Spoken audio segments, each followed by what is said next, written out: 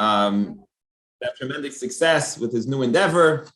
Hashem should bless him, that everything should go smooth today, and we should hear very good news with Hashem's help in tomorrow's class about the success of today. God willing, with Hashem's help. Beautiful. I'm sure it will go smooth now that we are doing this. All right, so today we're learning the Navi, the Tanakh, continuing with the chapter 9. We're in the middle of the Navi, a fascinating story with a people called the Givonim. So it's famous who they are, and it's going to become infamous, I don't know, famous or infamous for another thing that's going to happen later on in history, which we'll have to learn that portion in Tanakh. But it's actually important to learn this because it affects you. You read this in the Gemara, you read this in other parts of Jewish history, which is why it's important to know for other reasons this part of history. So what happened was, if you remember, Yeshua and the Jewish people conquered the city miraculously of Jericho, Yericho. Then they had another city, which they had, at the beginning, they failed with the city next to it, as you see in classes beforehand, and because somebody stole stuff from the donated sacred property of Jericho. And then eventually they succeeded in a war against it. And then it leads us to the Navi, chapter 9, in the middle of chapter 9, to the story which we began in the previous class. What was the story? There was a group of Gibeonites, the Givonim, who wanted to pretend they were from a faraway country. Basically, when Yeshua first came, at least according to some of the commentaries, they had to kick out. They couldn't allow the nations, the Canaanites that lived in Israel, to live there. Hashem decided that they weren't healthy. They had to leave. They sinned, and the Jewish people would move in, and they would be kicked out. That's what was decided already. Hashem told the Jewish people in the times of Moshe Rabbeinu. However, at least according to some of the commentaries, they were allowed to let them live there. They were allowed to let them live there on condition. It was either one of two conditions. Either they could leave or they could stay, but they had to accept the 7 Noahide laws and also to become servants to the temple, to the Beis HaMikdash, and servitude in that kind of a way. Or they'll have to war. You have three options: either leave or stay and accept the 7 Noahide laws and agree to do like a tax to the country to help out the country, or fight. Those were three choices. So they never accepted, the Gibeonite group never accepted the two getaway conditions. So they were going to fight. They were going to be attacked now by the Jewish people. But I guess they changed their minds after seeing the great miracles that happened. And they now wanted to make peace. But they knew they didn't accept peace. So they made a whole fake, like that they were from a faraway country. They put on clothes. If you remember the previous class, they dressed up in like beat up clothes, and they said we're from a faraway country. And they tricked the Jews to make peace with them. The problem also is the Jews never asked Hashem about it. Had they asked God, they wouldn't have been tricked. But they decided on their own. The Jewish people, as well as the leaders, the Nesiim said, "We will protect you. We're going to make peace with you." And then in today's class, they find out that it was a scam, the whole thing, and that they were tricked into it. And what's going to happen is, as we see in today's class, is the Jewish people will actually want to kill them. We'll say, "Look, our promise, our commitment is null and void. We made it under fake conditions. We never really wanted to make peace. They told us that they were from a faraway country, and therefore we're going to kill them just like everybody else." And the leaders of the tribe said, "No, it'll be a desecration of Hashem's name if we violate our promise." Yeah, but our promise was a fake. We didn't have the real information. Very interesting class. So it's you imagine the rabbis here, or the Yeshua. I'm just for a moment, as I was learning this, I'm thinking, this is a major decision. You have a whole group of Jews who are like, we were scammed, we were tricked. Let's attack them like anybody else. They're wrong for faking us. They deserve now to be maybe worse punished than before because of the crimes that they did, right? And then the other group are saying, well, it'll be a desecration of God's name. So what do? So Yeshua, and they come to the decision and the agreement. Yeshua says, well, we made a promise. And the leaders of the tribe said, we gave our word. And the Jewish people are saying, no, they faked us. We need to destroy them. What do we do? Very interesting debate. And they come to the final decision to protect them from the rest of the Jewish people actually deciding to destroy them, is that they are going to now have to become servants to the temple, to the Beis HaMikdash. They're going to become wood choppers, and they're going to be cursed by Yeshua that they will always be slaves, and for the trickery that they tricked the Jewish people. In addition, they're now going to become servants to the Beis HaMikdash, not to the Jewish people as a whole, but specifically to the temple, and hopefully that will keep them in line. It's a famous story about the Gibeonites. However, Yeshua, this is where it's interesting. This is going to become a story later on in history. Yeshua says, as long as the temple is standing, this is your job. You cannot intermarry. They're never going to become fully Jewish until Yeshua said, till the Beis HaMikdash is destroyed and you're not servants to the temple anymore, then you could convert and become part of the Jewish people. However, in the times of King David, and we're going to learn this later on in the Navi, the Gibeonites did something extremely cruel. And David HaMelech said, that's it. These people are not fitting to ever marry into the Jewish people because of their cruelty. We can't allow this kind of blood, this DNA, this kind of behavior into the Jewish people. And that story we'll learn about when we get there. But he said from now on, Gibeonites are not allowed to convert into the Jewish people. And this will lead to tremendous strife among the Jewish people because they have a group living within the Jewish people in Israel that are never allowed to fully integrate and assimilate together with the Jewish people because of their cruelty. So here's the beginning of the story, how they're allowed to stay there. There's a non-Jewish group which are not allowed to marry, and why they're allowed to stay there. It starts off with this history that we have here. So they're going to say, we're really Jewish. We were allowed in Yeshua. We lived in Israel. And problems will come up later on in history, and as you'll find in this very interesting story. So again, as I said, this part of history is a very important part of the Torah, of the Navi. It was at the end of the 3 days, after they made a covenant. Verse 16, we're learning here. They heard they heard that they were very close by, the Jewish people here. Oh my gosh, these Gibeonites tricked us, and they live right here. They live right next to us. As I showed in the map in the last class, they weren't far away. One of the closest cities to where the Jewish people were at the time. And they pretended, they made a whole facade. They made the food like it was dried out, and they made their clothes, but they live around the corner. They're our neighbors. And they dwell amongst us. They're literally craving. They're our neighbors, these people who made it look like they were from far away. And we made this whole peace treaty with them. Vayisu, Bnei Yisrael, so the Jewish people went, they came to their cities, in 3 days. On the third day, they come and they travel now to these people. Givon, and there was the Gibeonites, so they were in the city of Givon, Bakfira, and there was another city there called Phiro, Ve'eros, a third city called Ve'eros, and Kiryas Yearim, a fourth city called Kiryas Yearim. And the Jews traveled to these people who faked them and tricked them into making peace with them. Lehikum Bnei Yisrael, Jewish people didn't destroy them right away, didn't smite them. Kinishvo lahem, because the leaders of the tribes had promised, we will protect you. You know, they came, they made a whole fake, and they said, we come from a faraway country, and we want to be protected, and we want to make peace with you, but let's make a peace treaty. And the leaders of the tribe, without asking Yeshua, without asking God, said, we promise we will take care of you, we will protect you.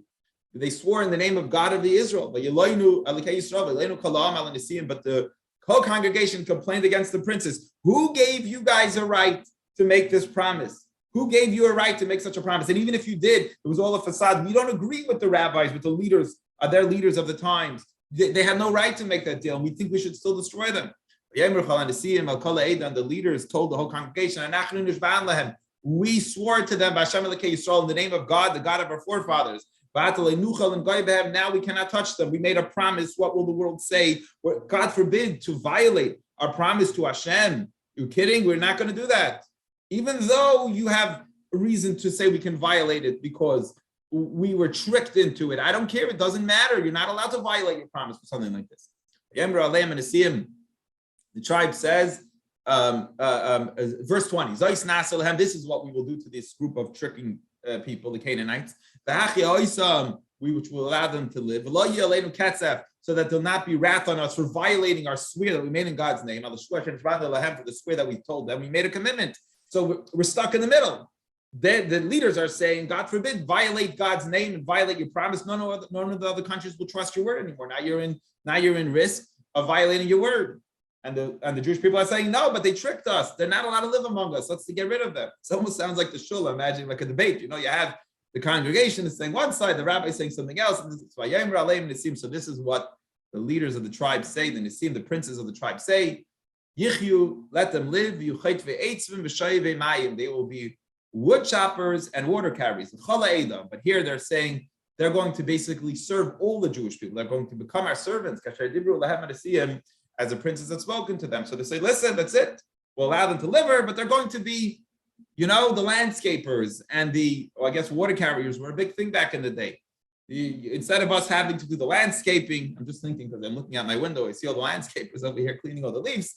You won't have to do it. We'll hire the landscapers. They will become the local workers which do the work which we don't want to do. They're going to stay and deliver. That's the condition we'll make with them. And we will allow them to live so we don't violate our thing. So Yeshua, the head of the Jewish people at the time, steps in. By the way, you notice already a difference between Moshe. I think we mentioned this earlier, but one of the commentaries in Yeshua. Moshe was word was iron, was gold. Nobody questioned Moshe. Yeshua, they already started to be, they still listen. There's still the energy of Moshe was still on Yeshua. I guess Moshe was questioned a few times. You see already how the Jewish people are, Yeshua is trying to hold the fort down and lead in the way that Hashem would want them to. What does Yeshua do here now? The leaders of the tribe are saying, we're going to make them slaves, and they don't want them to kill them. The Jewish people want them. What does Yeshua say? And Yeshua says this. Yeshua tells the people, why did you trick us? To say that you're from very distant, we came from you. That you said you came from very far away. You live right here, you're our neighbors, you live right next door. Yeshua's cursed shall you be for tricking us, right? Slaves should never stop from your midst. And I declare all of you as workers, wood choppers and water carriers, but not to as the leaders, the princes said, but as to the house of Hashem. As long as there is the house of Hashem, you are forever going to be slaves and servants for tricking us into this here. You will allow you to live, but you're going to be servants to the house of Hashem. Now, as I mentioned, Yeshua only put this on them as long as they lived and as long as it was a temple.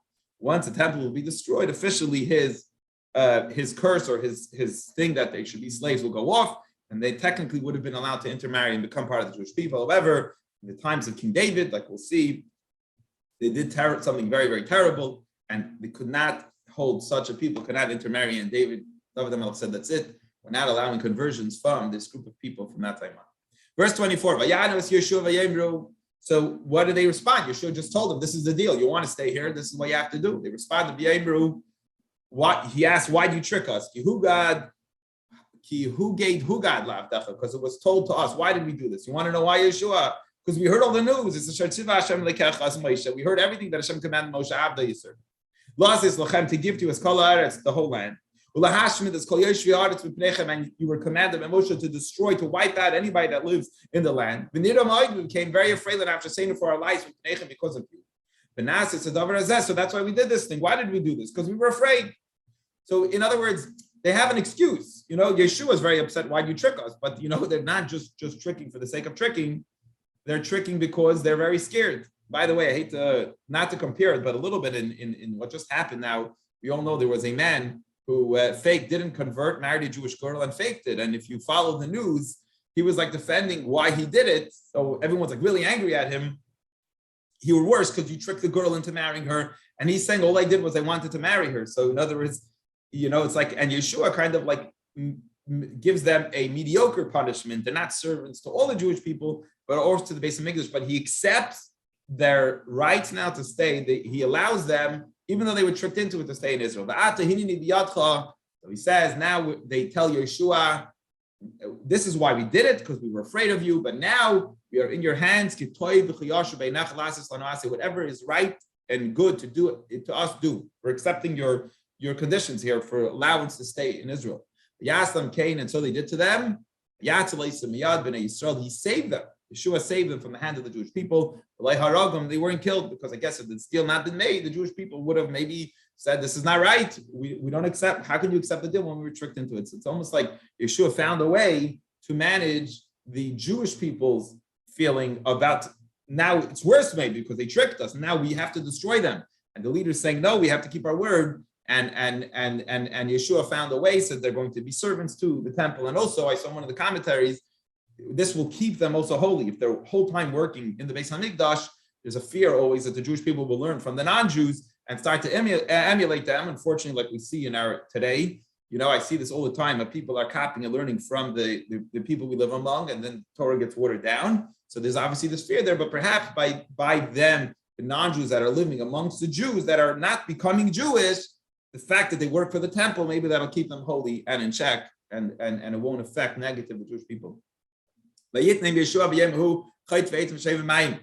Yeshua made them wood choppers and water carriers, later for the Mizbeach, for the community, for the congregation, and for the altar of Hashem, until this day, that Hashem will choose for the Jewish people. They are designated wood choppers and water carriers. or in modern language, the landscapers and the sprinkler guys, who come around till this day. And that is the end of today's Tanakh Navi class. Any questions or comments on today's class?